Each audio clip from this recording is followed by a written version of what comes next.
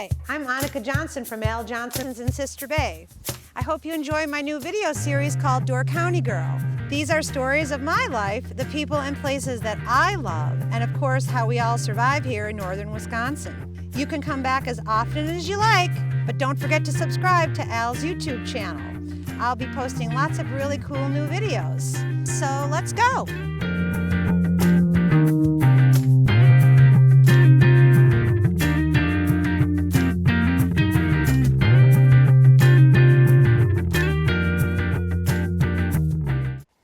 Hi everyone, welcome to another episode of Door County Girl. Today I am with my friend Don Koepsel, who lives on Highway 57 here.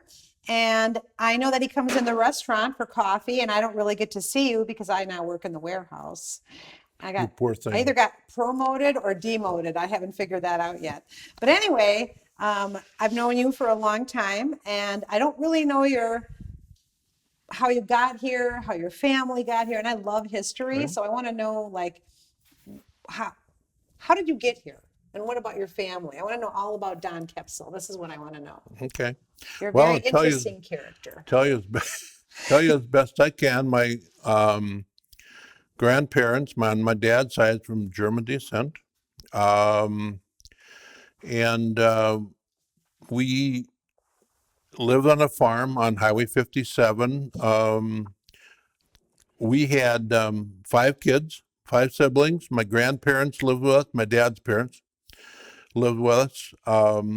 They lived downstairs. My mom and dad and the 5 kids lived upstairs in the farmhouse. So I have a quick question then. Yes. You were right across the street here in the Yes. farmhouse across the Yes. street? Okay, because we're on 57 between Bailey's Harbor and Sister Bay. Right. Yeah.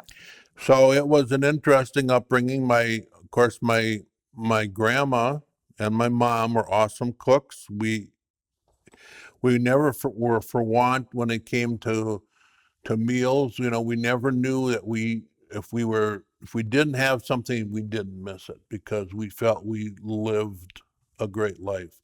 When you say that, did they grow everything? Did they grow everything and have everything right on the farm? So that's pretty much. You know, we raised our own beef, our hogs, chickens, turkeys, sheep. I mean, in the fall, we would butcher everything we needed. The same with my grandma gardened a lot, so we had fresh vegetables, and it was just a good life. And as we grew up, my parents, my dad was an interesting guy. He was into a lot of things. We raised mink for 25 years. Back in the day, Northern Door County had a lot of little mink ranches. I live right out by the old mink farm. Yeah, we had Lindens, we had Mansons. There was The Manson mink farm. I think I live there. Manson, yes. There were several here, a few in Sturgeon Bay. Washington Island had mink ranches. And eventually, of course, the foreign market took the value out of any possible making any money from, because it was just, it was not cost effective anymore. But my dad he raised gladiolas. He competed at shows raising gladiolas because, I mean, it was just one of his hobbies. That's so cool. He originally we had brown Swiss cows, and registered brown Swiss cows, and eventually went to Holsteins. And again, we had all the animals you'd ever want. He always had this. He liked Oriental birds, so he had a license for the farm for having. You had to have, because they were like Amherst pheasants and all the Asian, the Orientals, the type of birds that, again, you normally wouldn't see on a farm. Wood ducks, all the different fancy game birds. And it was just a hobby that we had. Gosh, she's interesting. And but it was a good life. Like I said, we were never for wanting anything. In the fall of the year, Mom would order our school clothes out of the Sears catalog. So You did know, my mom. we would get, We had to go three, through the four catalog shirts. and Yep. circle things we Circle what we wanted. wanted. Yeah. Yep. Yeah. We would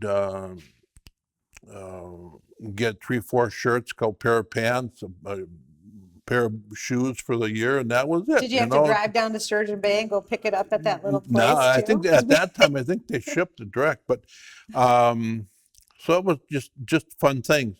In 1958, roughly, because my grandma, she used to have excess vegetables and so on, so she'd have a little wheelbarrow and she'd have it out by the road, and people would stop and maybe throw a few dollars or cents probably at that time in a jar or whatever, and she would sell the vegetables that she would grow. And at one point in time, roughly 1958, we need to do something a little bit more. We could really change this. We could, grow it a little bit. So we had an old tool shed, and I remember I was about 8 years old at the time. We were having dinner, and noon. This is noon dinner. No, not. It was breakfast, dinner, and supper at that time. I know what that is. And every meal was just beyond. It was awesome. Like Thanksgiving every day. Yes, and so they were talking about doing this. So I get up from the table. I run out to this little tool shed, and I start pulling all the tools out of the tool shed. I think we're going to get ready. We're going to move this thing. So I'm going to get all the tools out of it and get ready to have it moved. Okay, so. And everybody laughed about that. It was kind of funny. And so we moved it across the highway from the farm over to where the market is now, Kepsel's Market. And build shelves in it. My dad built shelves and different display racks for outside. And we started canning things. Mom and Grandma would can things and stuff we'd get out of the gardens and so on. And pretty soon we would buy things that we couldn't grow from purveyors. And eventually the market grew from that little shack. And it's still sitting out there to the south of the market. It's that little red building. Oh, that's the original? That's the original tool shed, and they still have it there. See, you learn something new every day. Drive by it all the time. Didn't even know that. Kind of cool. And it kept growing and growing, and eventually in 19, well, I graduated from high school in 68. I worked on the farm. I worked for Willard Erickson when he built Bailey's Harbor Yacht Club. Worked for Joe Parent when they were going to build the golf course out on Marshall's Point. I worked for him out there. That was a real fiasco. Yeah. And never ended up. Just big lots. I think Johnson's owned a couple of. We just sold them. Did you? 2 of them, yeah. Okay. Finally, we've been forever taking them. But I got drafted in 1970, went to Vietnam, did my tour there. In Vietnam, were you a pilot or were you on the ground? Or I probably would have liked to have been a pilot. Well, I that see would you have have been an kind air of cool. hat on, so I'm that's honor flight. I love it. Old Glory honor flight that I just did to DC. That's awesome. It was very nice. Yep. I was an infantryman, so in probably the worst part of Vietnam, I was right on the DMZ.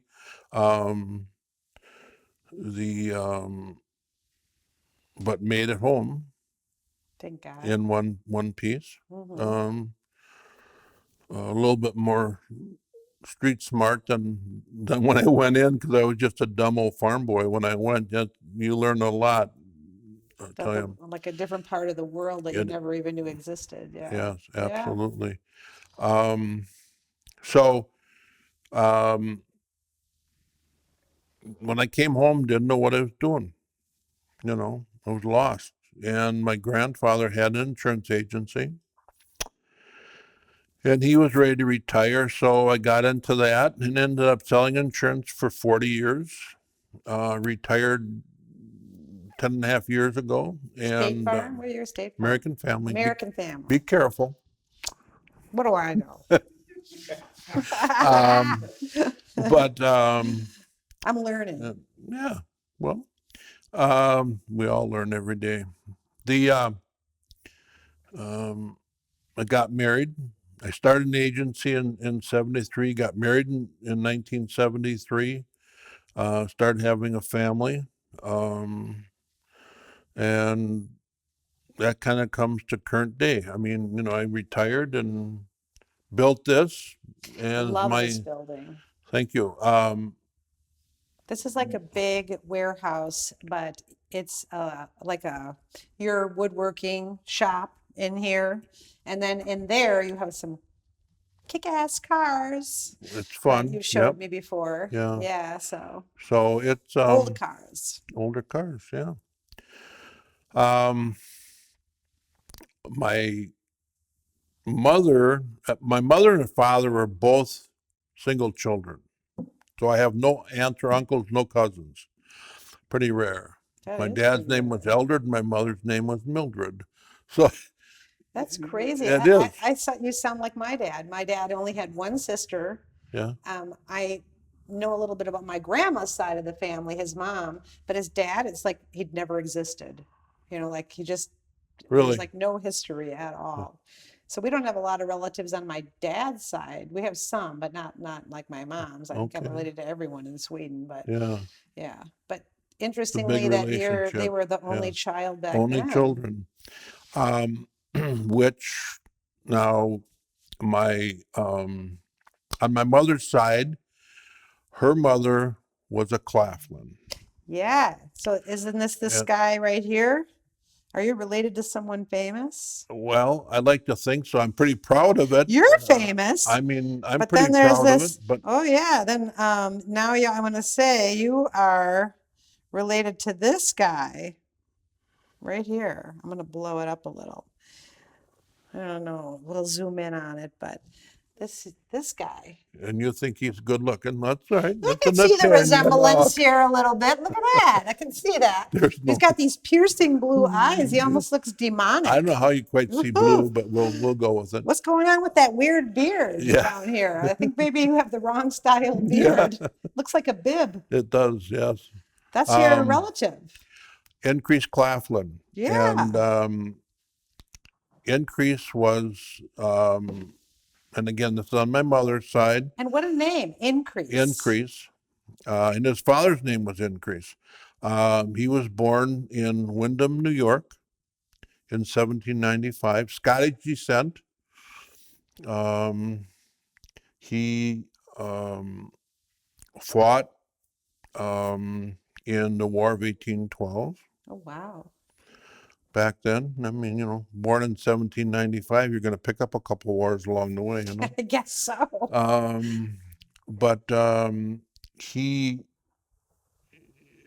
married Marianne Walker in 1820, and they had 7 children: Adela, Sarah, Albert, Charles, Mary Jane, Maria, and William. Lots of girls. 7 kids, 3 boys, and 4 girls.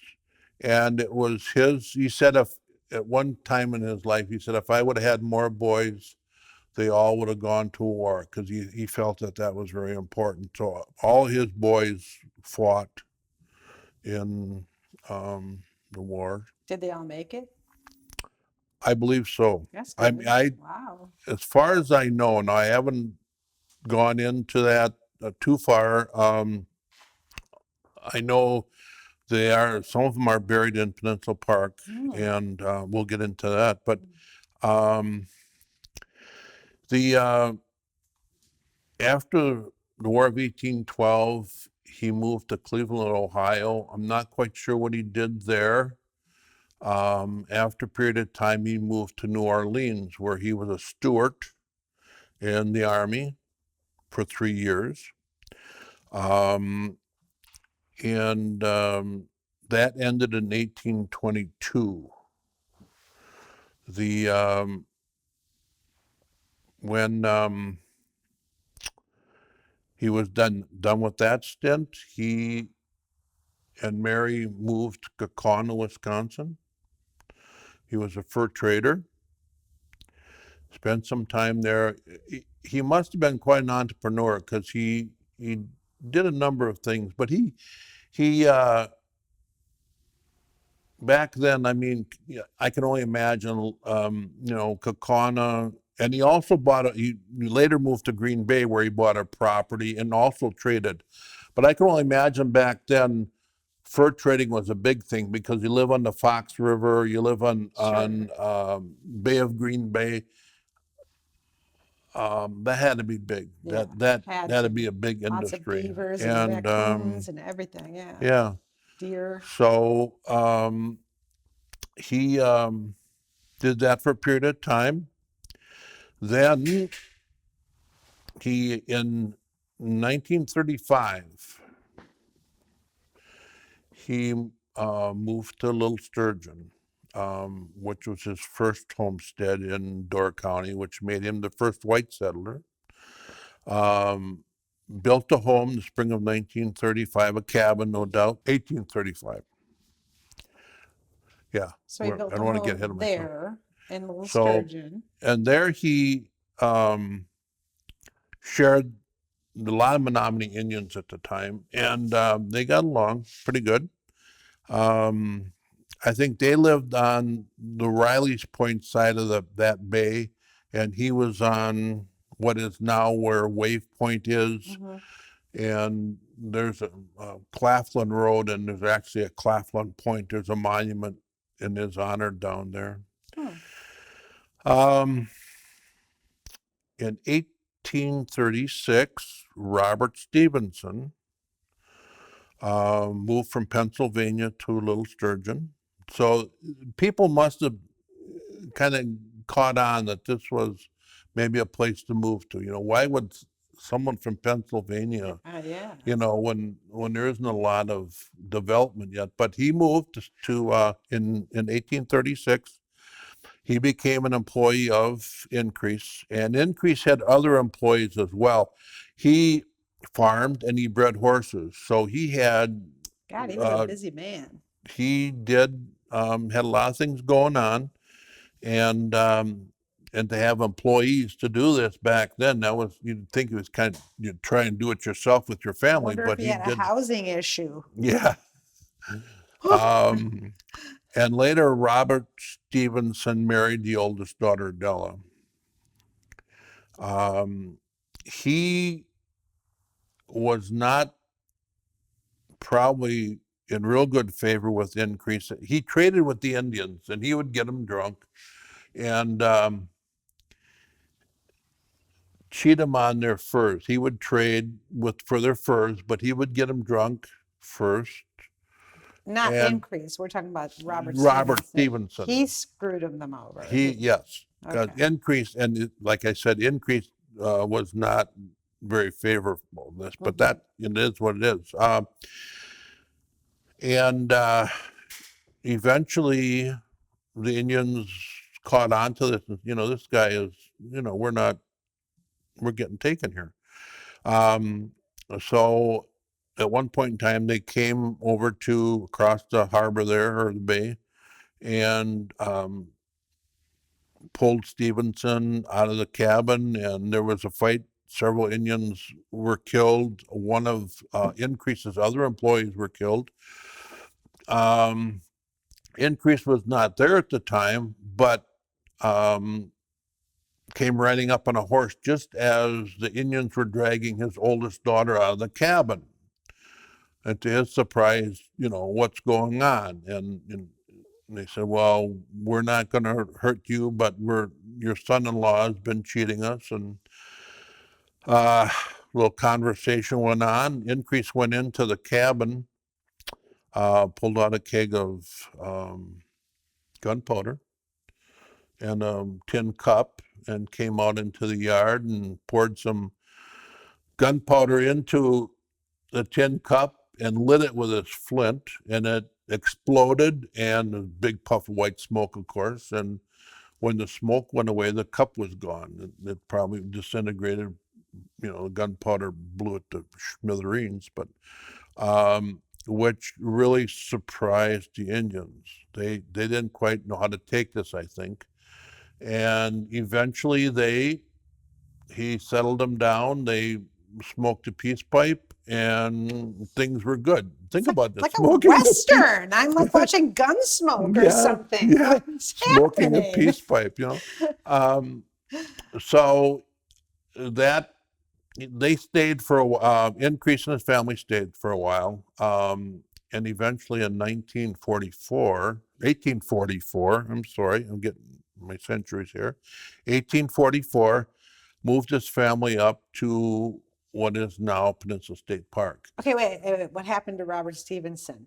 We want to know, right? What happened? I think he stayed behind. I'm not sure because the Increase Did wasn't Adela real. kick him to the curb? Or? Yeah, I'm not sure about that, but he was not favored by Increase, and I don't know that Increase would have taken him with him. I'm not sure. Yeah, you better find out because I want to know. You want to know that? Yeah, Okay. let's find out later. There is Stevenson Pier Road. If you go to Little Sturgeon, there is a Stevenson Pier I Road, know where which that is too. Yeah, I've never seen. Now when I Yeah. drive, I'm going to see all these that things. was named after Robert. Oh, you naughty Robert I'm sure. Road.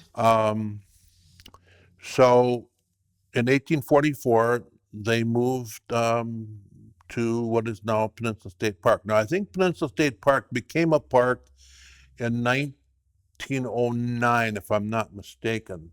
But he homesteaded on what I think, they call it Claflin Point.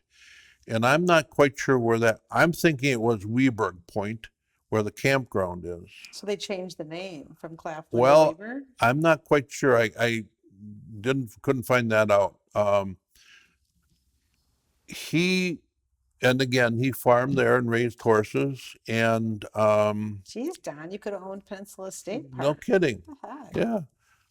In 1868, he died. March 27, 1868, he died at the age of 72. Yes, 72 back then. Which back then is pretty good. Yeah. You'd think that 40s and 50s Well, after all he's done too, he's been everywhere, wars and Indians and. he was I would say a pretty lucky man. But I'm not quite sure if you realize this, and it's an interesting little cemetery, but it's a Pioneer Cemetery. It's right across from Weberg Point. Sure. And there are some, I think there's some Thorpes buried there. Increase is buried there. Some of his children are buried there. Oh, I'm going to have to go look now. Are the tombstones still there? Yes. Oh, yes. Okay. And the descendants for many years would have, and current day now I'm talking, would have set aside, because Little Sturgeon would have a celebration. They'd have a parade and different things, not necessarily for Increase, I don't think, but just a summer celebration like every little town has, And the descendants of Increase Claflin would set aside a day or so that whoever wanted to could come up and spruce up the cemetery, maybe, fix up the stones, do whatever.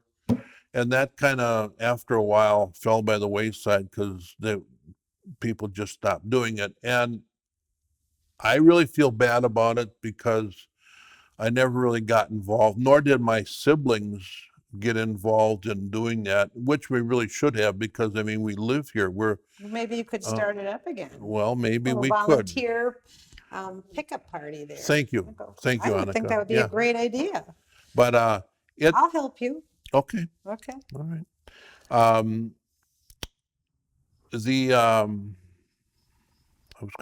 What else was I gonna say? anyway, You had that little celebration, and then they had that yeah, where they and had the they volunteers, had and the then fixing up of the cemetery, and you used to get an annual newsletter, and the people from Milwaukee, around the state of Wisconsin, um, outside the state, you know, people are just, you know, proud of being part of the Claflin clan. yeah. And You like should have had a Claflin T-shirt on with his picture on there or I know something. I know. they don't make them big I enough. might have to get one for you. Thank you. Uh, but there are several Claflins that still live out in the Little Sturgeon area. And when I was a kid, my grandma and grandpa Kemp, who was my mom's parents, would take us out there for family birthday parties or celebrations, and it was a real, you know, that was back when we were quite small, but it was still a fun thing to do. And It's like a family. What do you call those again? Family reunion, kind well, of. family reunions, you know, just Yeah. birthday parties and celebrations, whatever. Yeah. Back then, it didn't take a lot. You know, anything that we could celebrate, you did.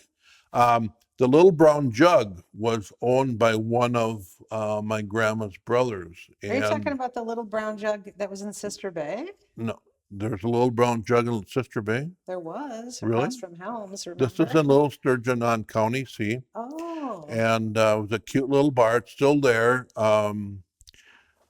is it still open? You know, I wanted to go back this year and take one of my sisters and go back and just have stop in there and have chicken on Sunday.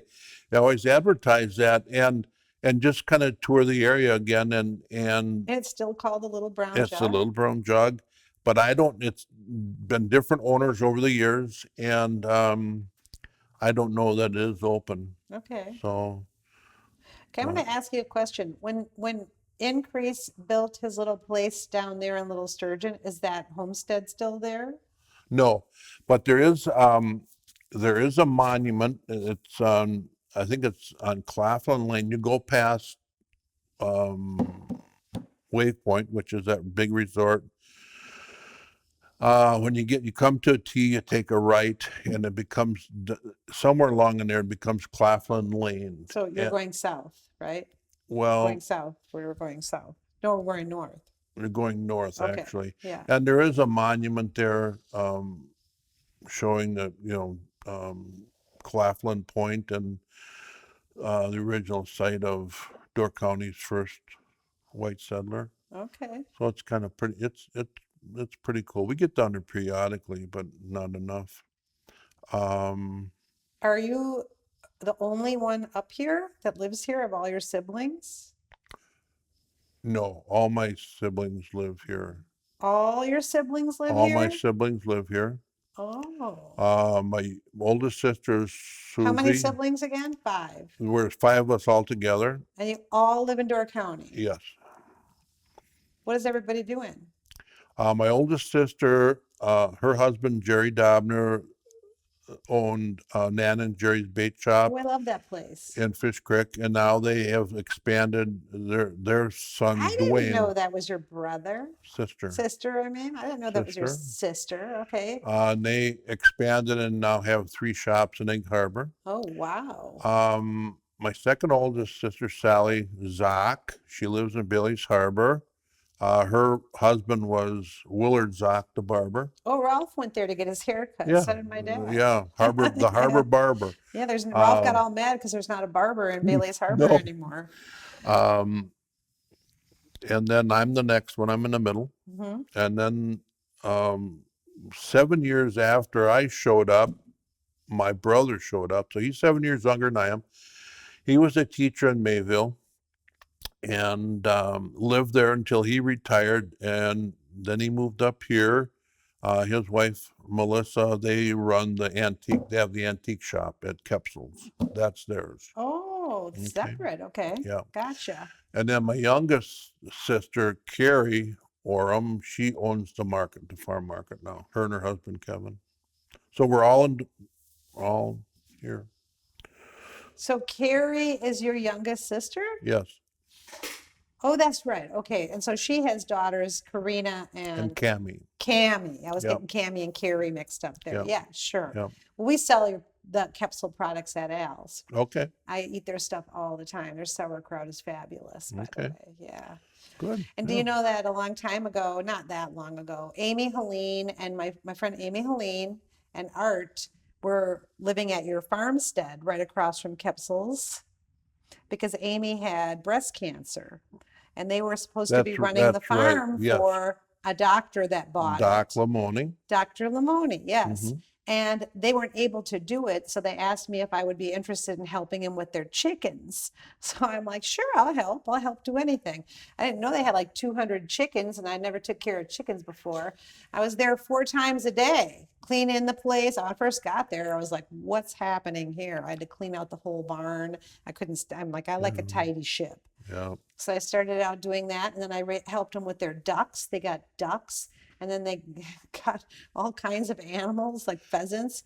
But then Art got a brain tumor, Right. and that didn't And work out. And I was picking strawberries over there. What a cool They- farm! they planted a pretty good sized patch of strawberries, and Oh, I'd go lay in the field and turn the music on, and I would pick strawberries there. Yeah. And when we put them in their they had a little market there, and then we would put it in that building, and it was a self-serve. yeah. But I felt bad because it didn't work out, I mean, Well, both- they unfortunately Art both. passed away, Yeah. but Amy ended up not staying there anymore. So I don't know what's going on over there now, but I just know that I used to clean your house, that where you grew up in. I used to go Okay. in there all the Cool. time and vacuum and clean and keep everything clean in the kitchen and do all the eggs. So I It's a was, small world, Annika. well, it huh? is. And then now I think of it with 5 kids in that house. You guys were like in Yeah. cramped quarters. It was a big Well, house, but still. Well, like I said, I consider ourselves the modern day Waltons. Waltons had 7 kids. We had 5 in our family, but